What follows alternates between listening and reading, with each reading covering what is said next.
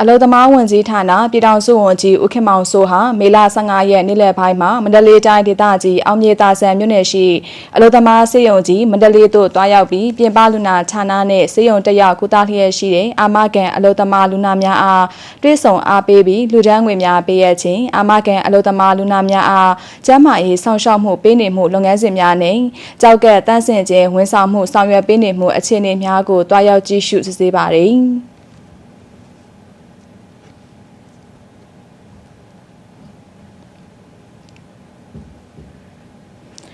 အဲဒီနောက်ပြည်ထောင်စုဝန်ကြီးဟာစေယုံစီဝေခမ်းမမှာဝန်ထမ်းများအားတွဲဆောင်အမှားစကားပြောကြားရမှာ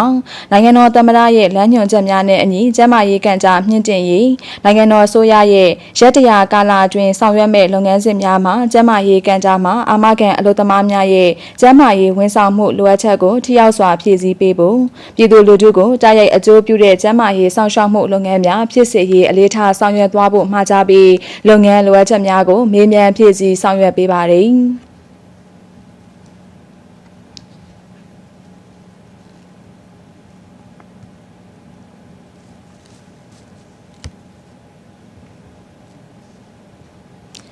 အဲဒီနောက်ပြည်ထောင်စုဝန်ကြီးနဲ့တာဝန်ရှိသူများဟာပြည်ကြီးတက္ကသိုလ်မြို့နယ်ရှိကျွမ်းကျင်မှုလေ့ကျင့်ရေးသင်တန်းကျောင်းမန္တလေးသို့တွားရောက်ပြီးလုပ်ငန်းခွင်ဝင်ရောက်ဖို့အတွက်တပ်မွေးပညာရရှိဖို့လိုအပ်နေသူများကိုဦးစားပေးဖွင့်လှစ်တဲ့ဆိုလာတက်ဆင်ခြင်းဤစနစ်သင်တန်းဖွင့်လှစ်နေမှုနဲ့လျှက်စစ်အလုပ်ကိုင်း level 1စစ်ဆေးအကဲဖြတ်နေမှုများကိုကြည့်ရှုစစ်ဆေးပြီးပြည်ထောင်စုဝန်ကြီးက